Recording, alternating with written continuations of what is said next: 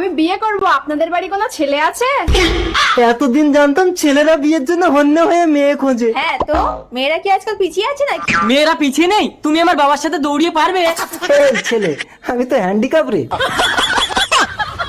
তুমি থামো তো বাবা, সোনার আংটি কি আবার বাঁকা হয় নাকি?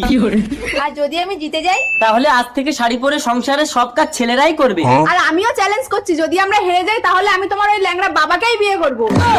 তার মানে আমি স্বামী হারা হব? তুমি জিতলে এরা বাপ বেটা মিলে সংসারের কাজ করবে আর আমি একটু শান্তি পাবো। মেয়েরা আর পিছিয়ে থাকছি না, থাকবো না, থাকছি না, থাকবো না। আচ্ছা ঠিক আছে, চলো দেখি কারা পিছিয়ে। अच्छा शॉट है ये।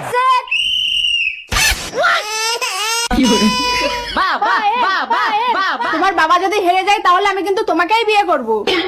যাও, কি হলো, ফিরে আসছো কেন? তুমি হেরে গেলে ওই মেয়েটা আমার স্বামীকে বিয়ে করে নেবে। আচ্ছা না পাপা, চলো তোমাকে নিয়েই ছুটবো। वाह। Come on, পায়েল বৌদি, you can do it.